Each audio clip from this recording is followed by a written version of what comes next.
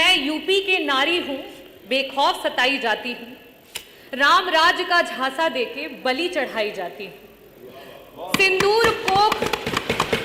सिंदूर कोख और इज्जत नोच जिंदा लाश बनाई जाती हूं।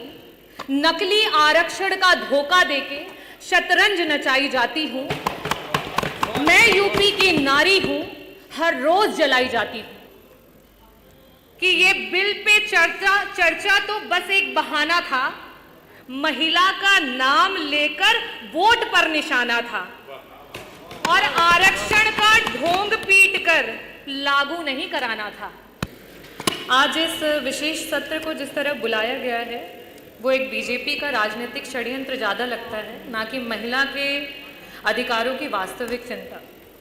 क्योंकि अगर वास्तव में भारतीय जनता पार्टी को महिला के अधिकारों की चिंता होती तो 2023 सितंबर में पार्लियामेंट में सर्वसम्मति से पास हुआ बिल 2.5 साल बाद आधी रात में नोटिफिकेशन जारी नहीं किया जाता। भारतीय जनता पार्टी जिस तरीके से महिलाओं के साथ व्यवहार कर रही है वो किसी से छिपा नहीं, और आज यूपी की प्रत्येक नारी इस बात से परेशान है। मैं कुछ चंद बातों से अपनी बातों को शुरू करना चाहूंगी कि मैं यूपी की नारी हूं, बेखौफ सताई जाती हूं, राम राज्य का झांसा देके बलि चढ़ाई जाती हूं। सिंदूर कोख और इज्जत नोच जिंदा लाश बनाई जाती हूं। नकली आरक्षण का धोखा देके शतरंज नचाई जाती हूं।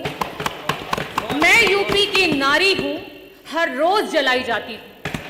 आज भारतीय जनता पार्टी की जो सरकार है, डबल इंजन की सरकार, और खास करके उत्तर प्रदेश की जो सरकार है, उसकी नकारात्मक सोच महिला को कहीं जिंदा जला रही है तो कहीं मार के जला रही है, कहीं घरेलू महिला को जला रही है तो कहीं कामकाजी महिला को जला रही है, और यहां तक कि भारतीय जनता पार्टी की खुद की महिला कार्यकर्ता हो, यहां तक कि महिला विधायक को भी जला रही है, और उनको जलाने के बाद देखने तक नहीं जा रही।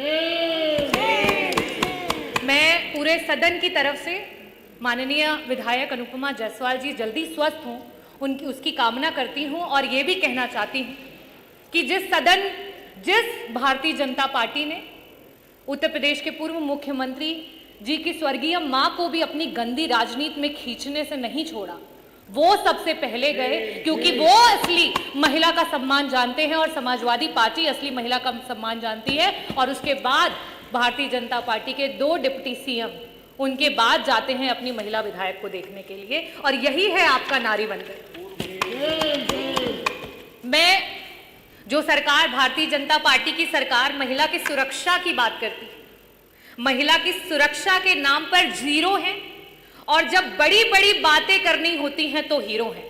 आज एनसीआरबी के आंकड़े जिस तरीके से दिखा रहे हैं, खास करके महिलाओं पे अत्याचार, महिलाओं को आए दिन किस तरीके से जलाया जा रहा है, मारा जा रहा है, सामूहिक दुष्कर्म किया जा रहा है, और आपकी सरकार जो है वो चुप है, संरक्षण दे रही है। कहां थे आप अभी 1 हफ्ते पहले जो है विश्वकर्मा समाज की 16 साल की बच्ची के साथ सामूहिक बलात्कार हुआ, उसको जला दिया, उसको मार दिया गया। कहां थे आप जब लखनऊ में 13 साल की बच्ची जो है उसके साथ सामूहिक बलात्कार? कहां थे आप जब गाजियाबाद में 4 साल की बच्ची है उसकी बलात्कार करके हत्या कर दी गई? कहां थे आप जब मेरठ में एक दलित मां को मार दिया और उसकी बेटी को उठा करके ले गए? कहां थे आप जब कानपुर में एक 15 साल की बिटिया को उसका यौन शोषण किया जा रहा है? कहां थे आप जब बुलंदशहर में आपकी ही पुलिस महिला की इज्जत लूट रही थी?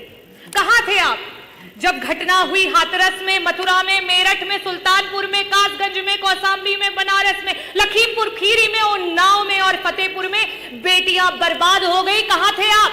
अगर इन परिवारों को किसी ने मदद पहुंचाई तो समाजवादी पार्टी ने पहुंचाई, अगर वहां कोई पहुंचा तो समाजवादी पार्टी के राष्ट्रीय अध्यक्ष श्री अखिलेश यादव जी को। चाहे पार्लियामेंट हो चाहे यूपी की असेंबली, पार्लियामेंट में आप नेहरू को कोसो और जब यूपी की विधानसभा हो तो आप नेताजी को तोसो। और क्यों? क्योंकि आपका तो यही धंधा है, क्योंकि आपका तो सारा काम मंदा है। नेताजी ने उस सोच को आगे बढ़ाया कि पंचायत चुनाव में 33% का आरक्षण ला करके महिलाओं को पंचायत में ब्लॉक प्रमुख से लेकर के जिला पंचायत अध्यक्ष से लेकर के प्रधान से लेकर के बीडीसी की कुर्सियों पर बिठाया। लेकिन आप क्या कर रहे हो? वो 33% का आरक्षण पा करके जो महिलाएं हमारी नेतृत्व कर रही थी उस चुनाव को ही टाल दिया, क्योंकि आपसे महिलाओं का नेतृत्व नहीं देखा जाता है। आप तो महिलाओं के नेतृत्व को दरकिनार करके सिर्फ नारी को नारा बना करके इस्तेमाल करना चाहते हो। ये भारतीय जनता पार्टी का असली चेहरा है। आप इस सदन में जो बैठी महिलाएं हैं, जो उधर बैठी हैं, जो इधर बैठी हैं, आप जब उन्हें एक समान नेत्रों से नहीं देख पा रहे हैं तो हम धरातल की क्या बात करें? 1 ट्रिलियन इकोनॉमी की बात करने वाली सरकार, और जब इसी सदन में सत्ता पक्ष और विपक्ष की महिलाओं को जिस समय त्वरित के विकास के कार्यों की निधि देने की बात होती है तो वहां पे आपके 5-5 करोड़ की धनराशियां जाती है, और विपक्ष की जो विधायक हैं उनके बजट काट लिए जाते हैं। क्या ये उनके विधायक क्षेत्र विधानसभा के क्षेत्रों की आधी आबादी का अपमान नहीं है? क्या उनको विकास का अधिकार नहीं है? ये है आपका झूठा नारी वंदन और नारी अभिनंदन। और आप महिलाओं की बात करते हैं। आज रोडों पे आशाएं रो रही हैं, आज रोडों पे समूह की बहनें रो रही हैं, आज रोडों पे आंगनवाड़ी की महिलाएं रो रही हैं, आज हमारी रसोइयां रो रही हैं, आज हमारी पंचायत सहायक रो रही हैं, आज महिलाएं, जो युवा महिलाएं हैं, वो नौकरी का इंतजार करते करते रो रही हैं, और आप महिला वंदन की बात करते हैं। मैं आपसे कहना चाहूंगी कि अगर आप महिलाओं को सच में आरक्षण देना चाहते हो तो आज की वर्तमान स्थिति में उत्तर प्रदेश की सदन में 403 सीटों पर आप 33 क्या 50% का आरक्षण लागू करो और पूरा समूचा विपक्ष आपके साथ खड़ा हो जाएगा। लेकिन आप तो षड्यंत्र करना चाहते हो, आप तो विधानसभाओं को तोड़ना मरोड़ना चाहते हो। आप 2011 के सेंसस से अभी के आरक्षण को लागू करना चाहते हो। आप नियम कानून से नहीं चलना चाहते हो, आप सिर्फ और सिर्फ नारी को इस्तेमाल करके नारा बना करके अपनी कुर्सी को हथियाना चाहते हो। मैं आखिरी में अधिष्ठाता महोदय सिर्फ यही कहना चाहूंगी कि ये बिल पे चर्चा तो बस एक बहाना था, महिला का नाम लेकर वोट पर निशाना था, और आरक्षण का ढोंग पीटकर लागू नहीं कराना था।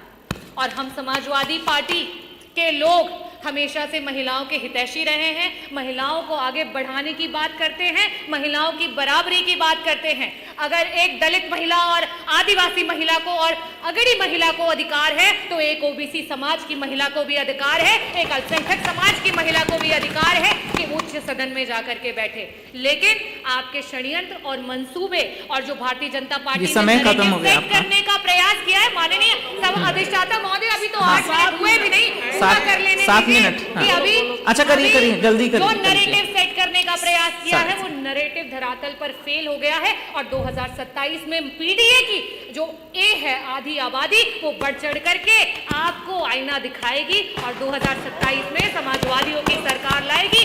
जय भीम, जय भारत, जय धन्यवाद।